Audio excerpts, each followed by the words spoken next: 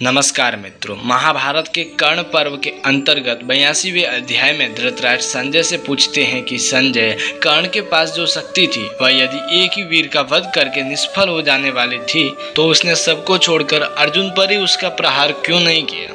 अर्जुन के मारे जाने पर समस्त संजय और पांडव अपने आप नष्ट हो जाते, अतः एक वीर अर्जुन का ही वध करके उसने युद्ध में क्यों नहीं विजय प्राप्त की। और अर्जुन का तो यह महान व्रत ही है कि युद्ध में किसी के बुलाने पर मैं पीछे नहीं हटूंगा। ऐसी दशा में सूत पुत्र कर्ण को स्वयं ही अर्जुन की खोज करनी चाहिए थी। संजय, इस प्रकार अर्जुन को द्वैरथ युद्ध में लाकर धर्मात्मा कर्ण ने इंद्र की दी हुई शक्ति से उन्हें क्यों नहीं मार डाला, यह मुझे बताओ। निश्चय ही मेरा पुत्र दुर्योधन बुद्धिहीन और असहाय है, शत्रुओं ने उसे ठग लिया। अब यह पापी अपने शत्रुओं पर कैसे विजय पा सकता है।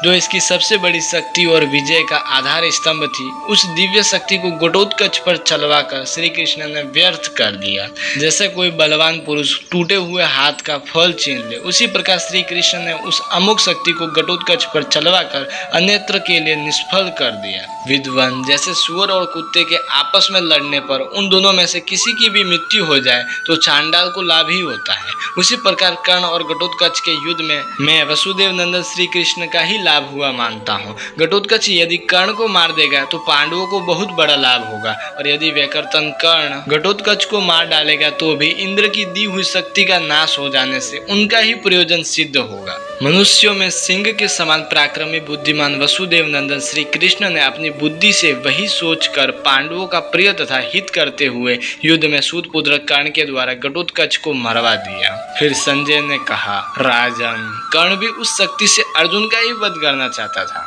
उसके इस अभिप्राय को जानकर परम बुद्धिमान मधुसूदन भगवान श्री कृष्ण ने उस अमोघ शक्ति को नष्ट करने के लिए ही कर्ण के साथ द्वैरथ युद्ध में उस समय महापराक्रमी राक्षस राज घटोत्कच को लगाया। महाराज, यह सब आपकी कुमंत्रणा का ही फल है। हे कुरुश्रेष्ठ, यदि श्री कृष्ण महारथी कर्ण से कुंती कुमार अर्जुन की रक्षा न करते तो हम लोग उसी समय कृतकार्य हो गए होते। महाराज धृतराष्ट्र, यदि योगेश्वर भगवान श्री कृष्ण न हो तो अर्जुन घोड़े, ध्वज और रथ सहित निश्चय ही युद्ध में धराशायी हो जाए।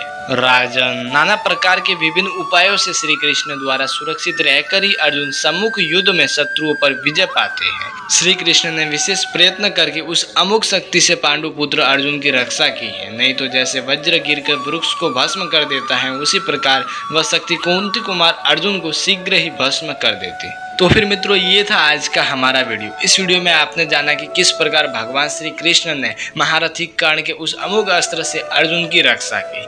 तो आशा करता हूँ कि आपको हमारा ये वीडियो पसंद आया होगा। तो कृपया हमारे इस वीडियो को लाइक, कमेंट, शेयर एंड हमारे इस कर्मयोगी चैनल को सब्सक्राइब करना बिल्कुल ना भूलें।